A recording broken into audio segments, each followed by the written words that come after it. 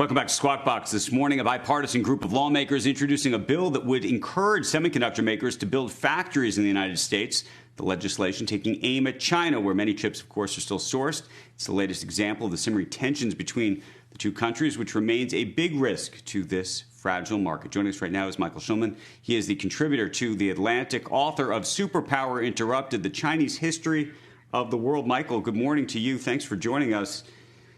Your sense, long term. Thanks for having me. There's the short-term issue of the semiconductor issue, but the question is, are we decoupling and decoupling forever? Is this a moment in time? What does this look like in your mind?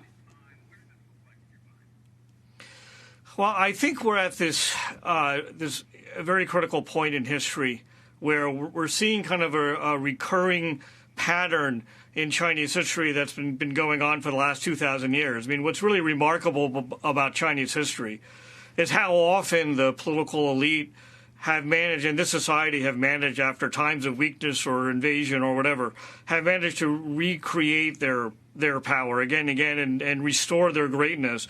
And I think you're seeing that happen today after 200 years where China was relatively weak compared to the Western powers.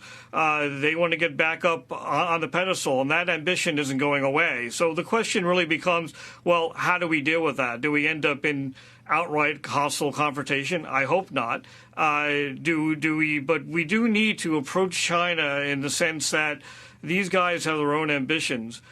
These guys want to be a great power, and that is not changing. Whatever happens in Washington, Trump administration comes, goes, whatever, that's really not going to change. China's on a mission, and Washington has to find a comprehensive way of dealing with that, about what they really want their relationship with China to be going forward 10 years, 50 years, 100 years.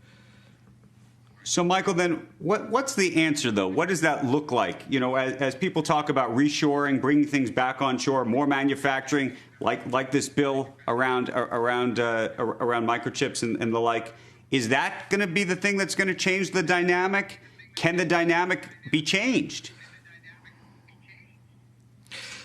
You know, I think it makes sense from a purely, national economic standpoint to think about protecting U.S. economic interests in that way. Do we want what do we want made in China? What don't we want made in China? What kind of risks does that prevent? But that's really just one very small piece of what has to be a much larger, comprehensive strategy about what do we want our relationship with China to be. Are they going to be a business partner? Are they going to be a strategic enemy?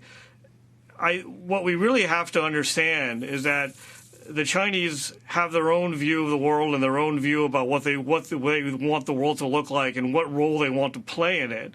And I think what this means is that the U.S. really has to think broadly about bringing together not just its policy in the United States, but coordinate policy with its allies or around the world to really deal with China in a much more comprehensive way than this scattershot.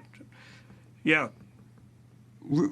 Real quick, we've got only about 30 seconds. If you're a company like an Apple or a Starbucks, where much of your business now is reliant on China, what do you do?